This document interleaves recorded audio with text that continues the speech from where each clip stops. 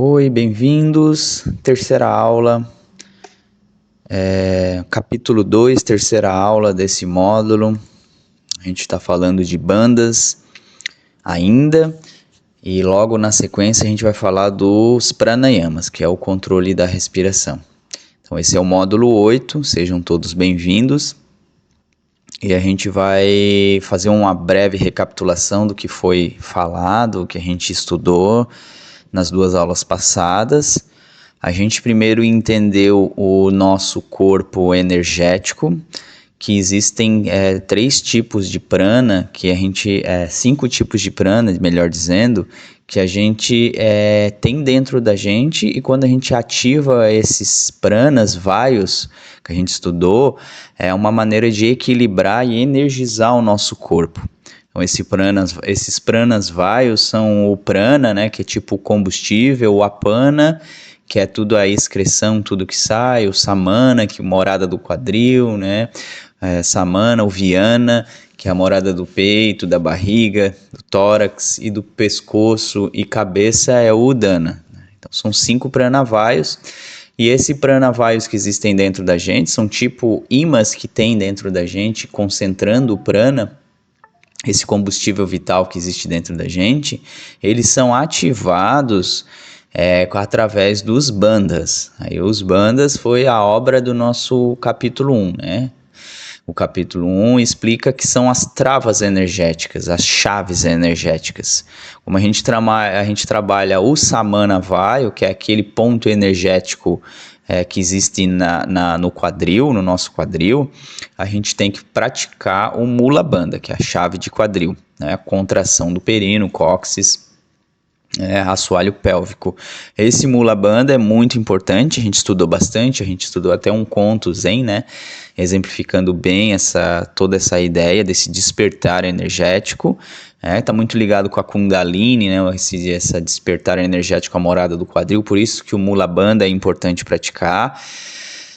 Esse lado energético a gente entende, a gente estudou também, mas a gente estudou o lado físico, biológico, todos os respaldos que acontecem no nosso sistema nervoso central, né, no nosso sistema endócrino, realizando uma série de modificações benéficas no nosso corpo, né? Fisiologicamente é muito bom fazer isso, até porque a gente regula, consegue ganhar uma postura, né, fazer com que a postura fique mais ereta, fazer com que esse centro do nosso corpo fique mais firme, a gente consiga ganhar uma postura, realinhar uma possível postura errada. Aí o mula bandha ele usa isso, interage com o samana e o viana, que é a parte da barriga, né, do tórax. A gente trabalha mais a questão do uddiyana bandha. A gente trabalhou o mula bandha, que é a chave de quadril, o uddiyana bandha é sugar o abdômen, a gente trabalha essa região. Fisiologicamente tem um monte também, uma enxurrada de benefícios. Uma delas é fazer o que os anatomistas chamam de detoxificação, que é fazer uma autolimpeza, né? Quando a gente pressiona os nossos órgãos internos, é como se fosse uma esponjinha, e essa esponjinha depois ela se abre e vai renovando, né? Vai entrando aquele sangue com mais prana ali, vai fazendo uma renovação. Energeticamente é a mesma coisa, porque é a ascensão, né? Quando a gente trabalha ali o uddiyana bandha, é acender essa energia que morava no quadril. E até que chega no udana vayu, que daí o udana vayu já é um processo de tu tá com a energia mais elevada. Não desperdiça tanto a energia, então tu consegue a síntese da nossa prática de yoga, que a gente sai de casa para fazer o quê, né? Quando a gente sai para ir para o estúdio de yoga, cada um fazendo no seu estúdio, a gente sai para cuidar da nossa energia, não é verdade? Então, quando a gente chega no Udana Vayu, tem uma consciência um pouco maior dessas energias, a gente está cuidando da nossa energia de uma maneira bem responsável, porque o Udana, ele trabalha nessa distribuição harmônica de energia. Então, a gente não está na loucura física, né? A gente consegue distribuir bem essa energia, não está ou também não está no tamas, né? Não está abusando no nosso corpo, mas também não está economizando.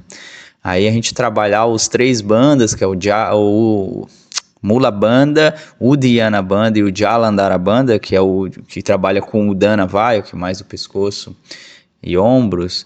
a gente está cuidando da nossa energia, a gente está praticando yoga, a gente está dando uma dimensão maior à nossa prática, né? Saindo daquele aspecto mais de ginástica, que claro, é muito bom, é muito benéfico, mas existe muita coisa além disso, né? Aí a gente vai falar dos asanas apropriados ao pranayama.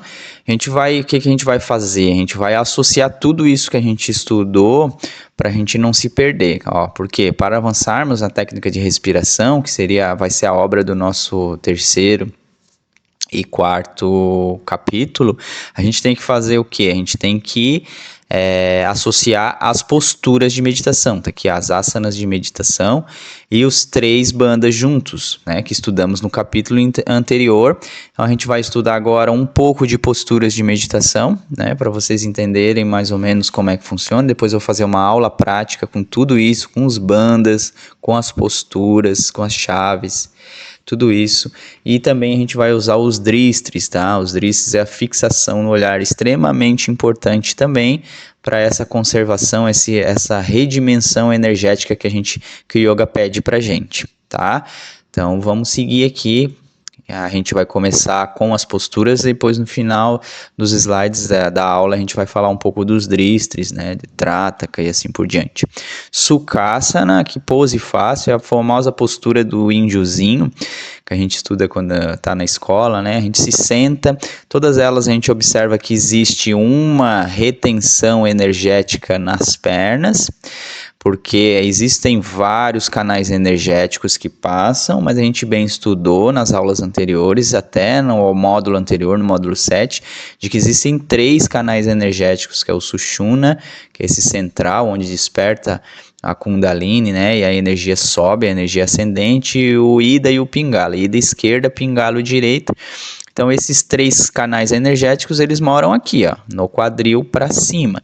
Então, quando a gente faz essa ação, seja ela qual for, é uma trava energética para que essa energia não vá mais lá para baixo. Na nossa sadhana, a gente precisa fazer com que a energia suba no nosso processo de meditação e reconexão energética.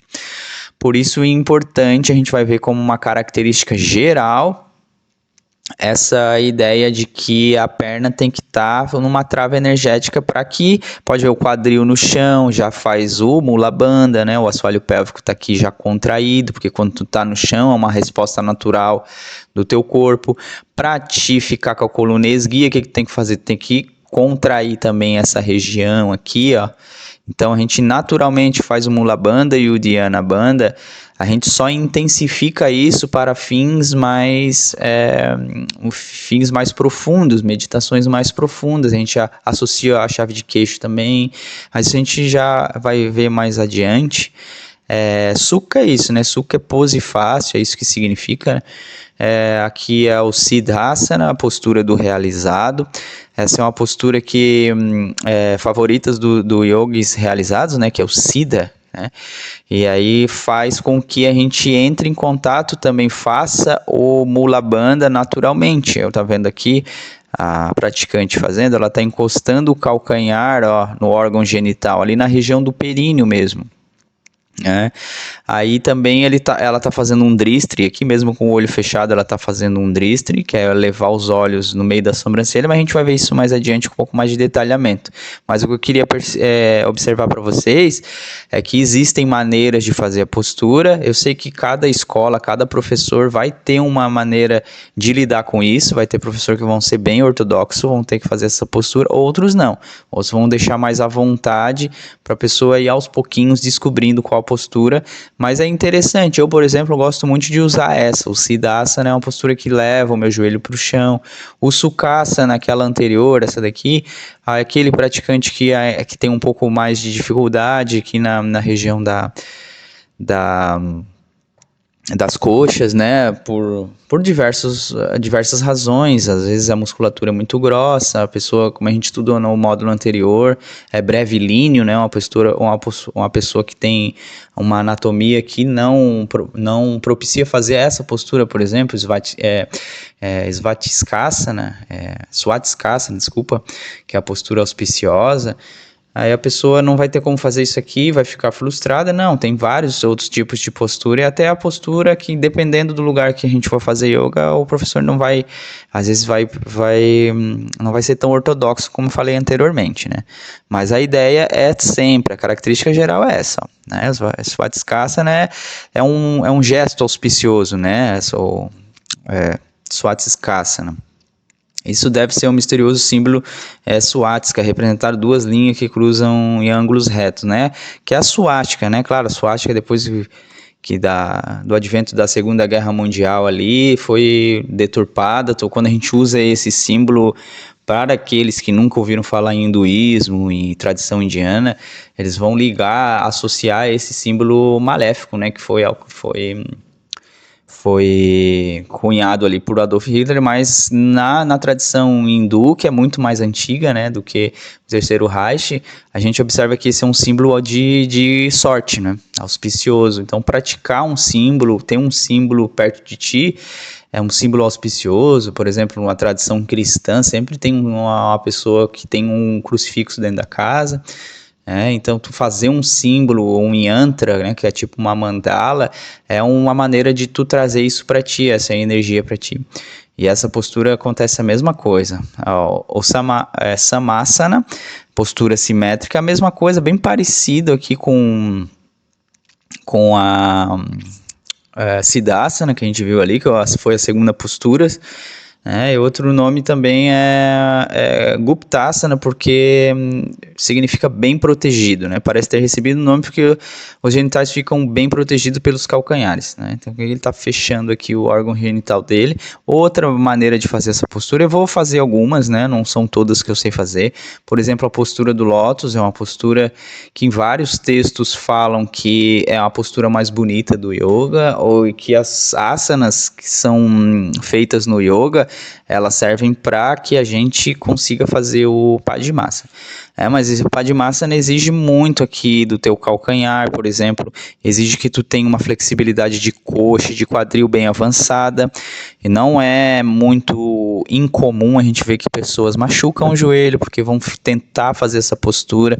A gente observou naquele estudo anterior do módulo que existe as pessoas longilíneas, né, que são os ectomorfos também. Depois a gente está falando de variação anatômica e biotipo, né?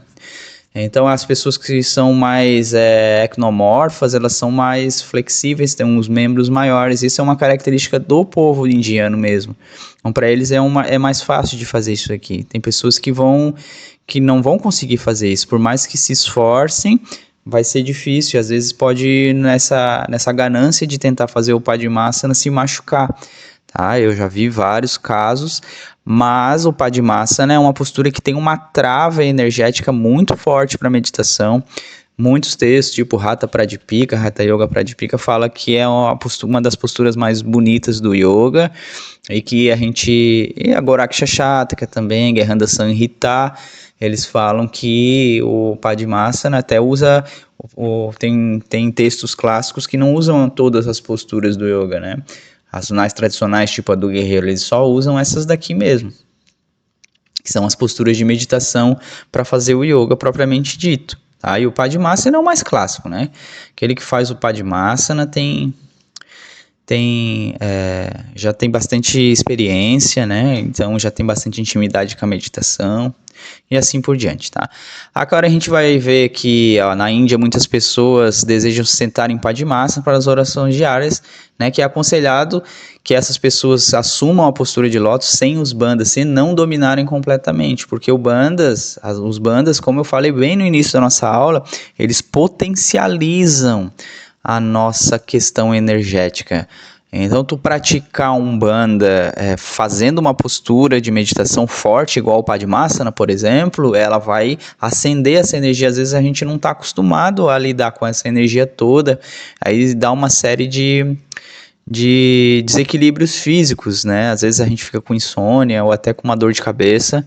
É claro, se a gente fazer isso descuidadamente, se a gente praticar 2, 3 vezes por semana, uma prática regular de yoga, isso dificilmente vai acontecer.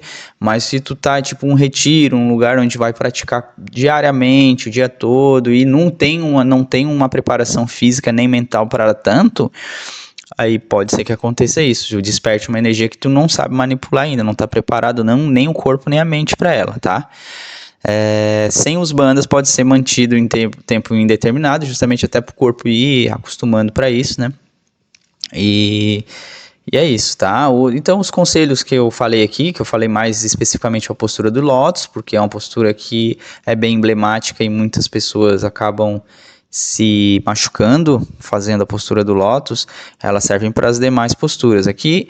E agora aqui em diante a gente vai começar a ver os dristres, que são as fixação do olhar, que é também é até bem curioso esse aqui, que é o Nasagra Dristre, né, o olhar fixo nasal, porque se vocês lerem o texto do Machado de Assis, que é o Memórias Póstumas de Brás Cubas, vocês vão ver um determinado momento que ele fala sobre isso, né, desse olhar transcendental. Esse é o nome que ele dá para essa técnica aqui do yoga, e ele cita, né, claro que Machado de Assis era estudioso, e provavelmente caiu alguma coisa na mão dele, e ele descobriu isso aqui, falou. Eu me lembro muito quando eu li isso, e eu já tinha contato com essas técnicas yogas, eu até associei plenamente.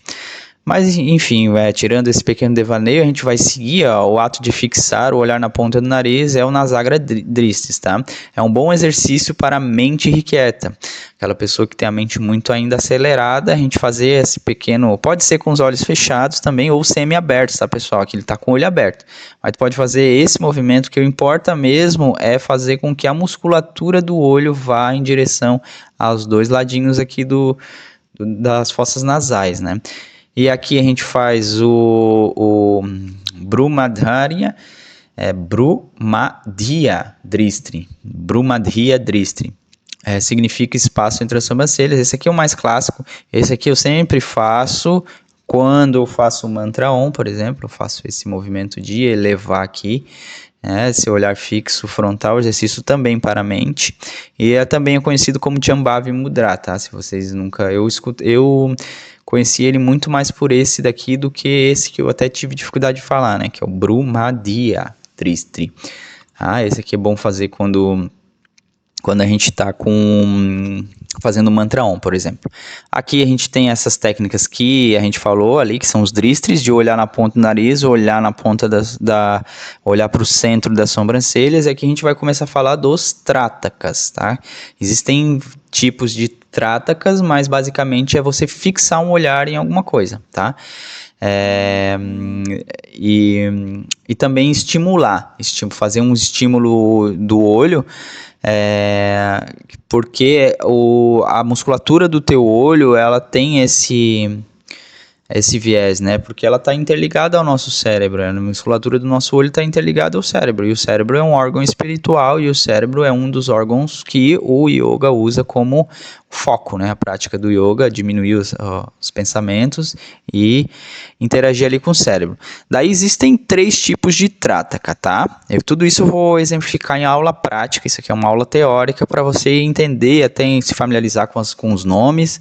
Então, o Ahirangatrataka, um exercício externo que inclui a fixação no olhar em algum ponto, como uma flor, uma folha, né, um símbolo, a chama de uma vela, sem piscar até lacrimejar. Esse aqui é o clássico, né, onde a gente usa esse olhar fixo na frente. Quando a gente vai fazer, por exemplo, uma postura de equilíbrio, como Vrikshasana, por exemplo, postura da árvore, a gente usa esse Trataka aqui, a fixação em algum ponto na parede na tua frente, tá? O Antarangatrataka, um exercício interno que envolve a fixação. Imagine-se um objeto, um símbolo ou um yantra no espaço escuro dentro da cabeça, na altura do intercílio. O objetivo é alcançar a mesma clareza que quando se olha por objetos com olhos abertos. Então a gente faz um olhar, por exemplo, em um yantra, né, ou em alguma coisa, algum símbolo, ou até mesmo uma vela, e depois você vai fechar o olho e vai ficar aquela imagem. Quando a gente fecha o olho, por exemplo, quando a gente olha para o sol, né, e depois fecha o olho, não fica tipo uma imagem ali. Então a ideia é a gente fixar essa imagem, observar. Quando a gente faz um pranayama também, a gente observa que tem tipo uns desenhos na nossa frente, e aí a ideia é fazer isso aqui, tá? Aí, o que a gente faz? Aqui ele usou um yantra ou uma vela e no Antar Biranga Trataka, é que são os dois, né? Antar Biranga Trataka, são os dois porque a gente, por exemplo, vai fazer como eu falei ali do sol, tu vai olhar para o sol, fechar o olho e ver que existe uma energia ali e tu vai tentar fixar ali. Então a gente vai associar os dois, ó, combina os dois que fazem de forma alternada. Esses exercícios podem fazer-se em qualquer momento do dia. Então o que é? Olhar uma vela, olhar um yantra ou fazer um exercício de levar o olho para o meio da sobrancelha, como Chambhavi Mudra.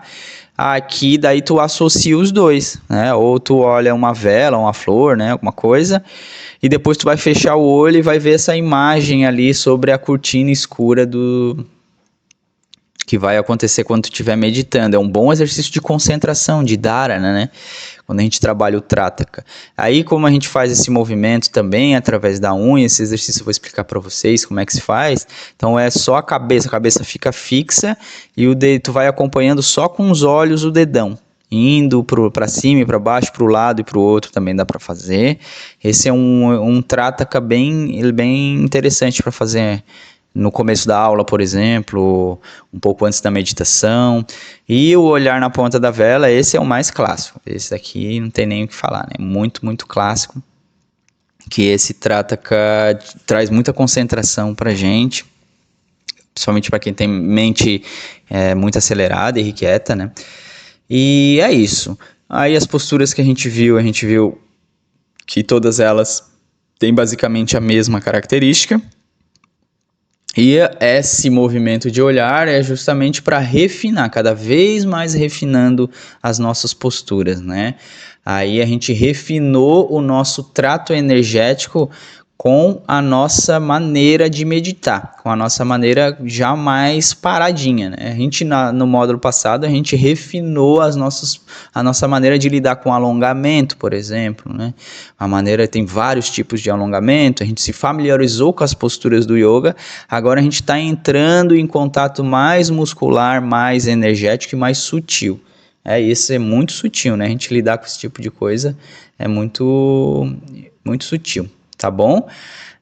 Eu agradeço a presença de todo mundo e espero vocês no próximo encontro com a aula prática dessa aula teórica que eu acabei de dar. Tá bom? Gratidão pela presença e até breve. Namastê.